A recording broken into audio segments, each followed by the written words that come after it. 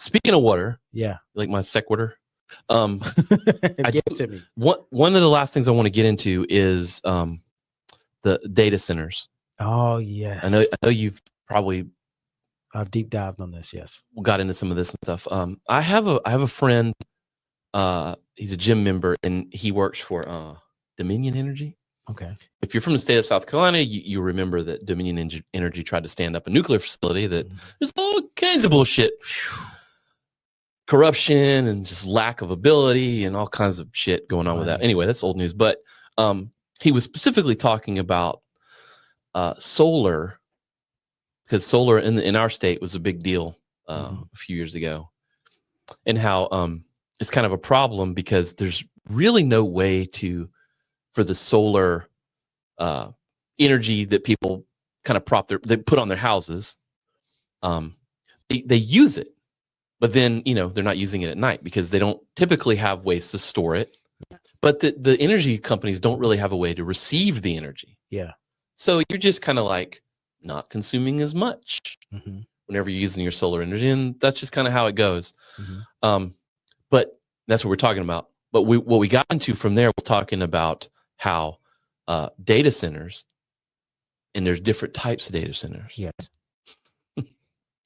And I was like, man, I should know this shit, but I didn't. So I had to look it up. He was talking about how, use your standard data center that houses like, your iPhone photos.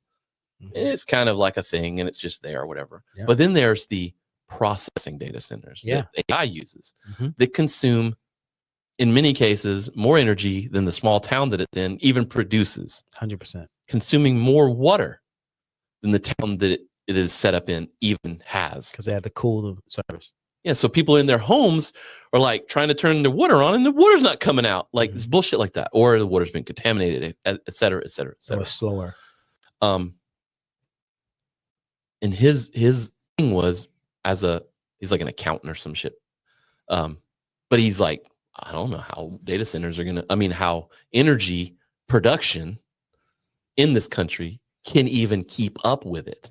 Yes. Which that's a problem. Fast and quickly becoming a major problem for the world. Already a problem. Like it's literally a problem right now.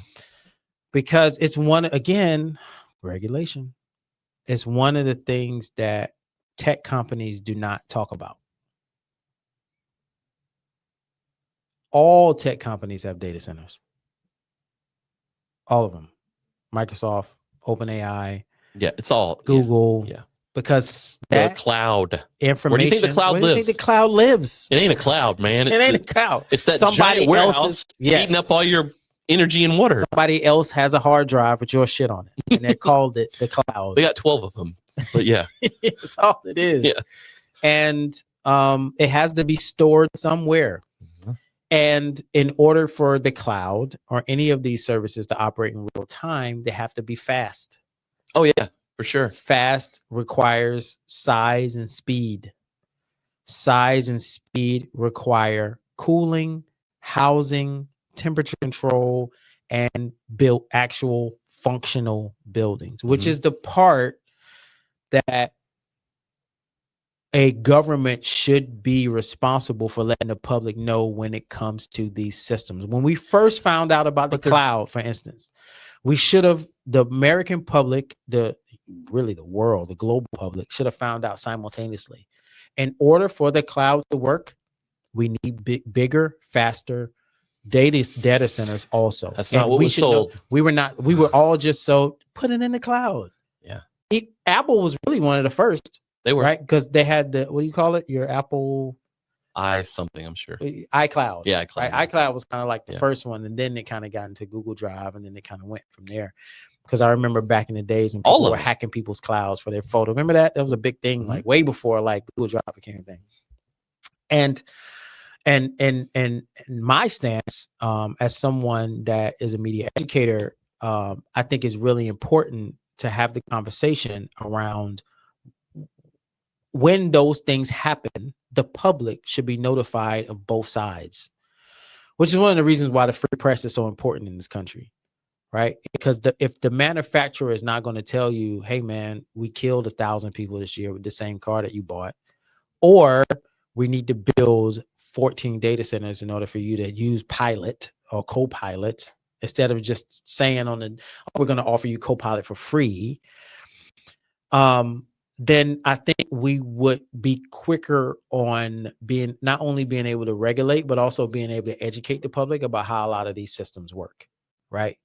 Because here's the thing that I am so frustrated about when it comes to that space is we're forcing everybody to use it. You can't have both. You can't force me to use it and then also not teach me anything about it or tell me anything about how now we got to have data centers in our town that are eating up more energy because now energy companies have got to figure out, okay, how are we going to sustain a town and these data? I mean, bro, Texas, what was this, 2-3 years ago? Was this 2 or 3 years ago when Texas had the power issue? Yeah. Can they even handle Who knows? Another 10, 20 data centers? Who knows?